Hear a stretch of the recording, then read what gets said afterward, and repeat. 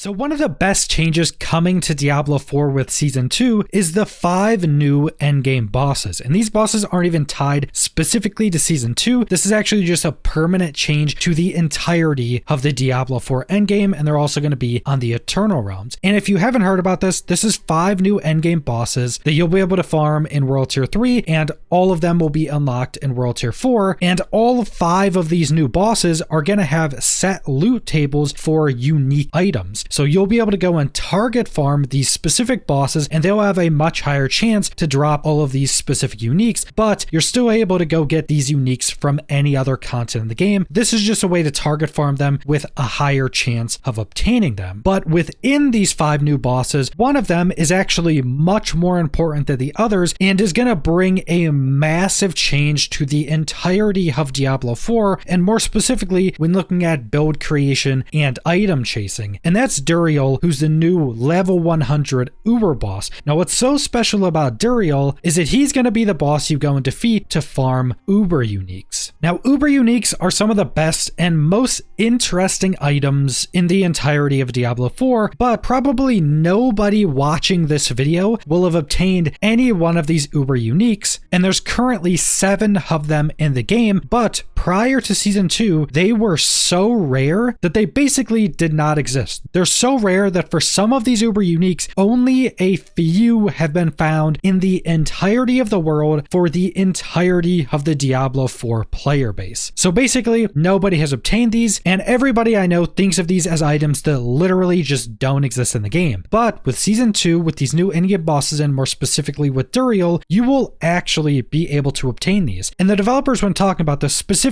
said that you will know people on your friends list or in your clan that have obtained these. And they even doubled down on this later after the live stream, tweeting out that they are very serious about people actually obtaining these within Season 2 and from Duriel. So if you're somebody that's going to put a bunch of time into Season 2 or even on the Eternal Realms, and you want to go farm Duriel a ton, you want to get an Uber unique, you should be able to actually get one from putting in the work. Now the pure power of these Uber uniques is pretty ridiculous. For instance, you have something like the Harlequin Crest, which its special effects is that you get up to 20% damage reduction at all times, and every single skill gets +4 ranks. So that's every single skill that your class has access to will get +4 ranks on it just for having this helmet on. And then the stats on this helmet outside of the special effects are also pretty ridiculous. So just looking at any of these Uber uniques purely for their power, they're all pretty ridiculous. But then a lot of these Uber uniques actually have really unique effects, and because some of these are so strong and because some of them have such unique effects, getting one of these can potentially allow you to make a build that was not strong enough before one of these to actually make it viable and usable in the end game. And I think a lot of people are underestimating how important these items will be if you're somebody that wants to get those super rare chase items and just for creating new builds. And I also did want to go through all 7 of these Uber uniques. So first off, we have the Harlequin Crest, and the affix this item rolls is max life, cooldown reduction, resource generation, all stats. Its special effects are up to 20% damage reduction and gain +4 ranks to all skills. So the stats on this are pretty ridiculous, especially with a lot of the new changes. Maximum life is going to be much better because it affects a lot more stats and effects in the game. Cooldown reduction is always good, especially because within Season 1, cooldown reduction was overall nerfed. So getting out on a helmet like this is really good. Resource generation is good for a lot of the builds in the game, and all stats is good for everybody. It's kind of just a catch-all. But then obviously the special effects of just damage reduction and massive ranks to all skills are incredibly strong. And this is one of the Uber uniques that doesn't have any super interesting effects. It just gives you a ridiculous amount of power. The most interesting thing this helmet could probably do is it just gives you +4 ranks to all skills, so you could potentially use a skill that you don't have to put any points into it because this helmet gives it to you. But even though this helmet isn't super interesting, it's still going to easily be one of the most powerful items in the game. And also keep in mind, all of the Uber uniques are generic uniques, so any class can use them, but depending on what type of weapon it is, it could only be able to be used by specific classes. For instance, the next one we're going over is Doombringer, which is a unique sword. Only barbarians, necromancers, and rogues can use this, just because druids and sorcerers can't actually use the weapon type of this item. So some of these Uber uniques can only be used by specific classes, but this is a Doombringer, a unique sword, and it rolls with core skill damage,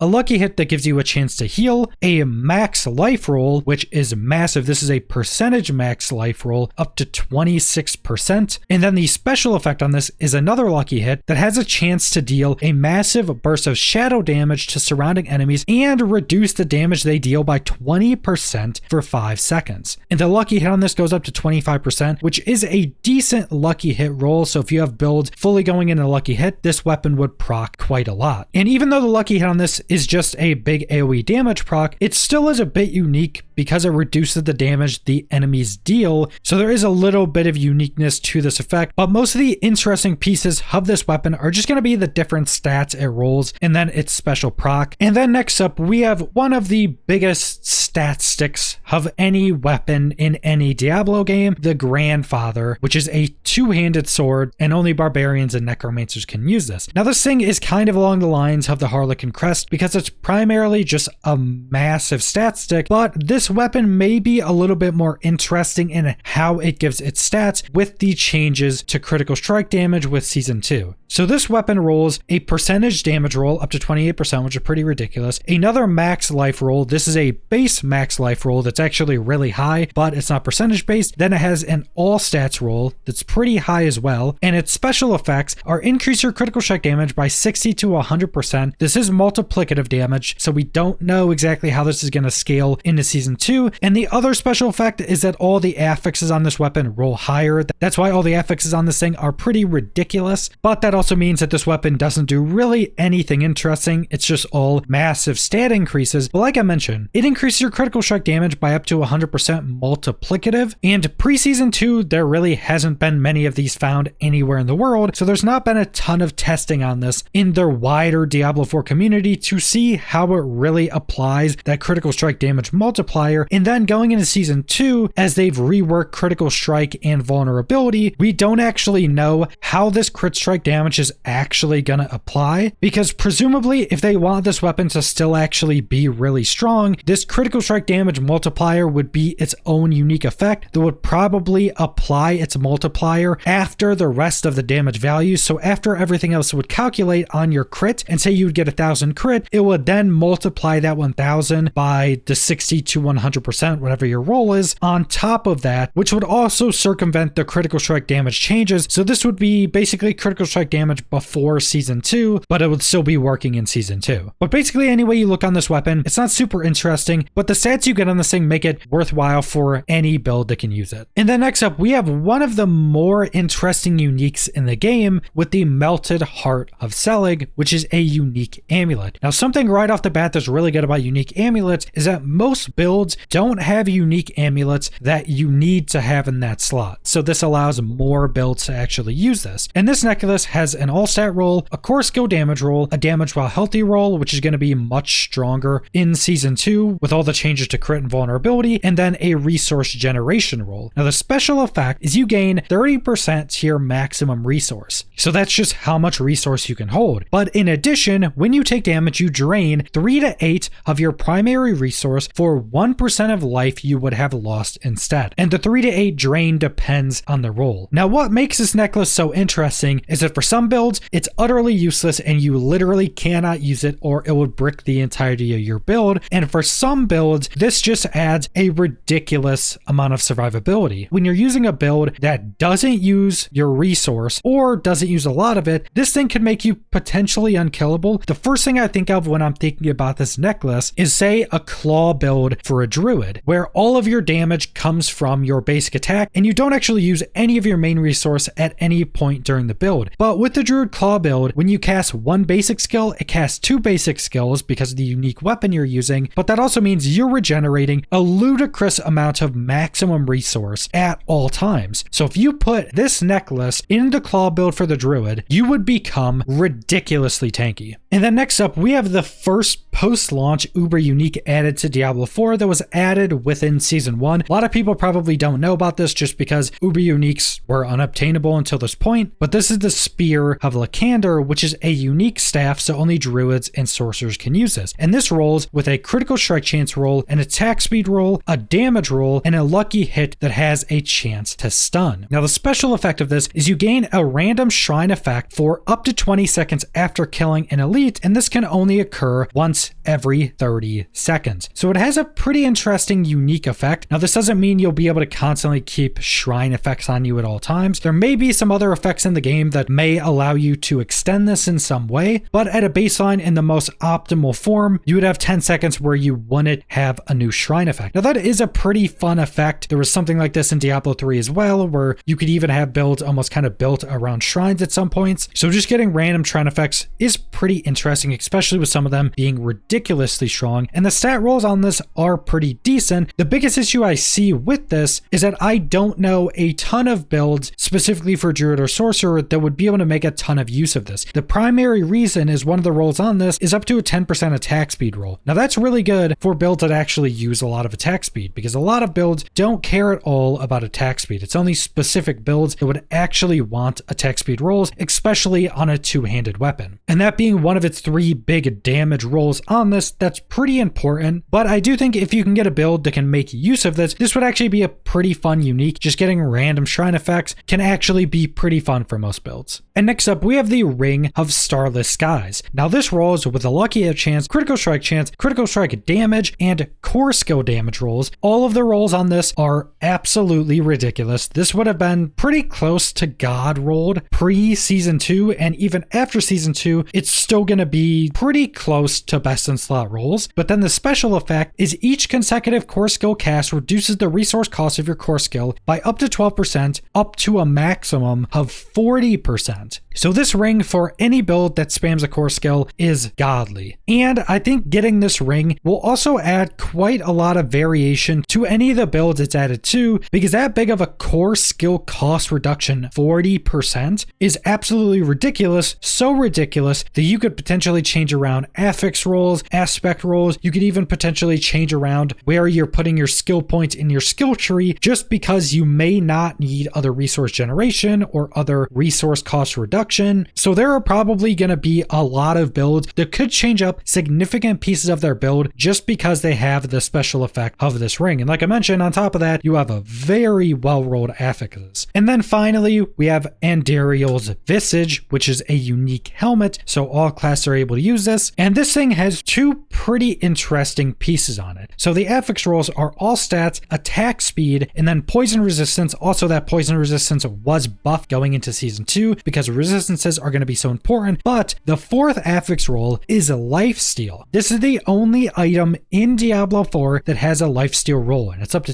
2%. Now, from the small amount of testing I have seen from the very small amount of people that have ever gotten this thing, is that this lifesteal is as ridiculous as it sounds like it would be. If you just deal a big chunk of damage, you're going to heal for 2% of that damage, basically. And the reason that's so strong is because that makes you kind of unkillable with how quickly you can deal damage and how much you can deal, because a lot of other RPGs or ARPGs will change how lifesteal works. Like some games will say, okay, you deal all this damage, but the healing you're getting from the lifesteal is actually a heal over time. So you can't just deal a ton of damage and instantly be full health. It's just building up a heal over time. So you can still die very easily. So lifesteal isn't nearly as strong. It's more of just a sustain element. But then some other RPGs have actual lifesteal where you deal 1,000 damage, you heal for 2% of that 1,000 damage instantly, which can potentially just make you almost unkillable. And it seems that the lifesteal roll on this is the very strong version where you can just deal 1,000 damage, you'll heal for 2% of that 1,000 damage instantly. But that's all of the uber uniques currently within Diablo 4. But the main point of this video is just to go over how incredibly important Duriel is going to be for the future health of Diablo 4, because not only will we actually be able to obtain these ridiculously strong uber uniques from Duriel, but how they've set up these new endgame bosses is that you have to do specific endgame activities to get new resources to be able to face the bosses, and then you have to go face and farm 2 other bosses that connect to Uber Duriel, which is the way you have to defeat him. So you have to go do all this other content that's now much more important so you can actually get to face Duriel, and then you have to farm him to then actually be able to obtain these unique items, basically adding in 7 more unique items that were not obtainable previous to season 2. But then this also gives a way for the developers to keep adding more uber uniques to make these just ridiculously strong items that kind of break the game, but you're able to add them so they're actually obtainable because now you have a boss that can actually drop them. So Duriel specifically is actually one of the things things I'm most excited for Season 2 and going into the future of Diablo 4 as a whole. But that's all I want to go over, so thanks for watching.